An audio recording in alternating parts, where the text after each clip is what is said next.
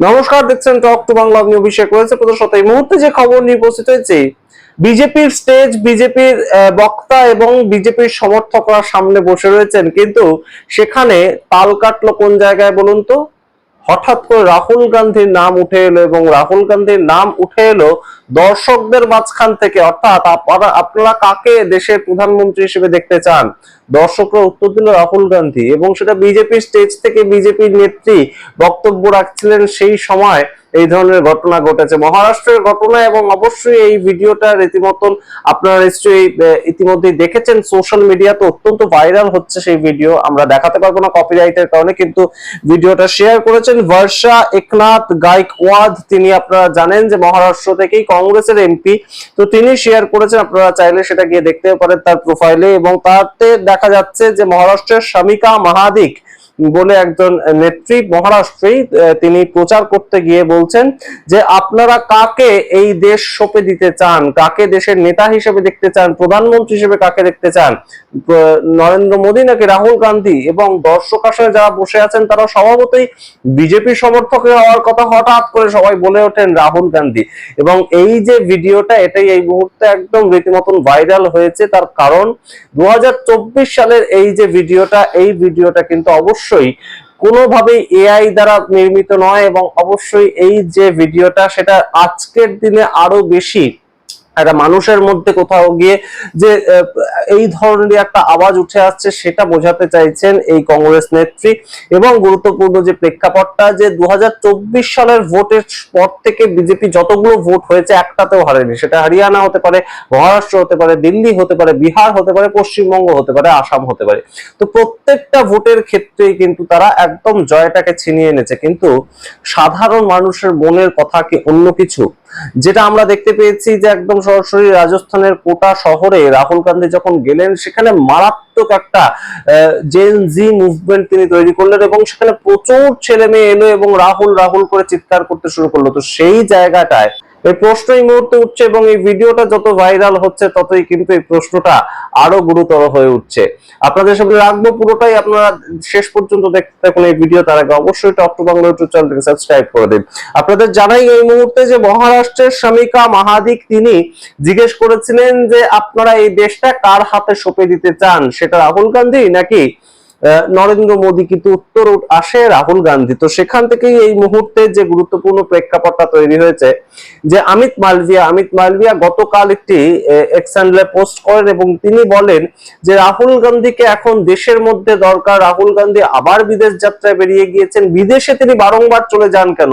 যখনই পার্লামেন্টে দরকার হয় তখনই রাহুল গান্ধী বিদেশে চলে যান কেন? এখন দেশে পার্লামেন্ট চলছে না, কেন অমিত মালভিয়া পার্লামেন্টের কথাটা তুললেন সেটা তিনিই বলতে পারবেন। কিন্তু তা ছাড়া এই মুহূর্তে রাহুল গান্ধী কেন বিদেশ গিয়েছেন, কিংবা রাহুল গান্ধী বিদেশে গেলে ভারতীয় জনতা পার্টির নেতারা বিভিন্ন সময় কি ধরনের বিভিন্ন কটাক্ষ করতে থাকেন, সেটা আমরা দেখতেই পাই। কিন্তু গুরুত্বপূর্ণ জায়গাটা হচ্ছে যে রাহুল গান্ধীর যদি জনপ্রিয়তা নাই থাকে, তাহলে রাহুল গান্ধীর প্রত্যেকটা গতিবিধি সম্বন্ধে ভারতীয় জনতা পার্টির বিভিন্ন স্তরের নেতারা এতটাই কেন রীতিমতন সঙ্গে সঙ্গে কথা বলতে শুরু করেন, কটাক্ষ করতে শুরু করেন? এই প্রশ্ন কিন্তু এই মুহূর্তে উঠছে। অর্থাৎ মহারাষ্ট্রের থেকে এমপি, কংগ্রেসের এমপি বর্ষা একনাথ গায়কওয়াদ, তিনি যে এই ভিডিওটা শেয়ার করলেন 2024 সালে লোকসভা ভোটের আগের ভিডিও, তখনই সঙ্গে সঙ্গে অমিত মালভিয়া একটা পোস্ট তাকে করতেই হতো, এবং সেই জায়গা থেকে তিনি বললেন যে রাহুল গান্ধী এই মুহূর্তে কেন বিদেশে চলে গেলেন, তার সংগঠন, তার পার্লামেন্ট অ্যাফেয়ার্স, সেগুলোকে ছেড়ে দিয়ে তিনি কেন বিদেশে চলে গেলেন? এত বারংবার বিদেশ কেন যান রাহুল গান্ধী? যদিও বিদেশ সফর নিয়ে অন্য কারোর সম্বন্ধে অন্য তো কোনো ধরনের একটা বক্তব্য, একটা ন্যারেটিভ আমাদের কাছে বিভিন্ন সময় উঠে আসে যে বিদেশ যাত্রায় বারংবার অন্য কেউ যান দেশের নেতা।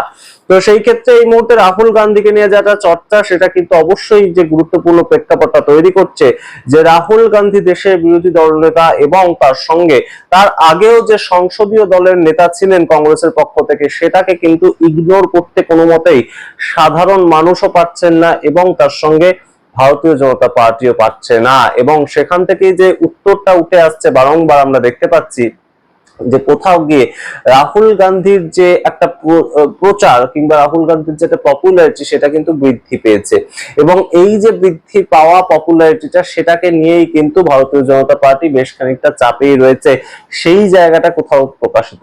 এবং আপনাদেরকে জানিয়ে রাখি, এই মুহূর্তে রাহুল গান্ধী কিন্তু যে একটা জেন জি মুভমেন্ট শুরু করেছে নিট পেপার লিক ইস্যুটাকে নিয়ে, যেটা অলরেডি কোটাতে হয়েছে, এর পরবর্তীতে প্রয়াগরাজে রয়েছে, পাটনা শহরে রয়েছে, জুলাই মাসে সেই আন্দোলনগুলো রয়েছে।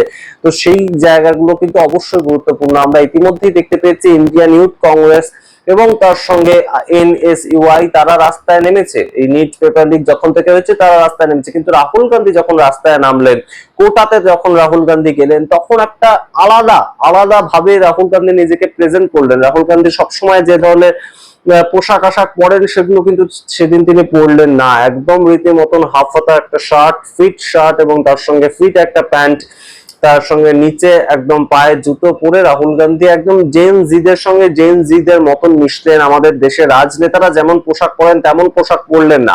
সেটা খানিকটা থালাপাতি বিজয় ভেঙেছেন, যে তিনি একদম সাদা শার্ট, কালো প্যান্ট, কালো কোট পরে সবসময় অ্যাপিয়ার করেন, সেটা খানিকটা তিনি ভেঙেছেন রাজনেতাদের পোশাকটা। কিন্তু অবশ্যই যে জায়গাটা তৈরি হয়েছে রাহুল গান্ধীর ক্ষেত্রে, তিনিও কিন্তু কোথাও গিয়ে জেন জি কে নিয়ে, জেন জি কে সামনে রেখে একটা আন্দোলন নতুন করে তৈরি করতে চাইছেন। তবে উত্তরপ্রদেশ থেকে রাজস্থান প্রত্যেকটা জায়গাতেই কংগ্রেস কিন্তু খুব ভালো ফলাফল করেছিল 2024 সালে। যদিও আমরা দেখতে পেয়েছি যে 2024 সালের নির্বাচনে তৃণমূল কংগ্রেস খুব ভালো ফলাফল পশ্চিমবঙ্গের ক্ষেত্রে করলেও 2026-এ তারা হেরে গেল। তো সেটা হতেই পারে 2027 সালে উত্তরপ্রদেশের ভোটে। কিন্তু গুরুত্বপূর্ণ প্রেক্ষাপটটা কিন্তু যেভাবে ভারতীয় জনতা পার্টি একটা প্রেক্ষিত তৈরি করেছে, যে যেখানেই আমরা হারবো সেখানেই আমাদেরকে ঝাঁপিয়ে পড়তে হবে। অর্থাৎ 2024 সালে ভারতীয় জনতা পার্টি যেখানে যেখানে খারাপ রেজাল্ট করেছিল একদম ভোটের নিরিখে, সেখানেই কিন্তু তারা শুধুমাত্র সরকার তৈরি করেছে তেমন নয়, যাদেরকে হারিয়ে সরকার তৈরি করেছে তাদের সম্পূর্ণ পার্টিটাকে ভেঙে দিয়েছে। সেটা শিবসেনা হতে পারে, মহারাষ্ট্রের ক্ষেত্রে শিবসেনা দুবার ভাঙলো, এর আগে একবার ভেঙেছিল, এখন আবারও ভাঙলো উদ্ধব ঠাকরের দল। তার পরবর্তী পশ্চিমবঙ্গের ক্ষেত্রে তৃণমূল কংগ্রেস দু জায়গায় দু রকম ভাবে ভাঙা হলো সেটাকে। একটা চলে গেলো এনসিপিআই তে, আরেকটা চলে গেলো একদম সরাসরি একটা নতুন তৃণমূল, আমরাই আসল তৃণমূল এইভাবে দাবি করা। তো সেই যে জায়গাগুলো একদম ভারতীয় জনতা পার্টি নিচ্ছে, তার এগেনস্টে দাঁড়িয়ে কিন্তু রাহুল গান্ধী এখনো পর্যন্ত একমাত্র মানুষ যিনি কিন্তু লড়াইতে আছেন, লড়াইটা করে যাচ্ছেন, এবং কংগ্রেসকে নিয়েই তিনি তার লড়াইটা করছেন।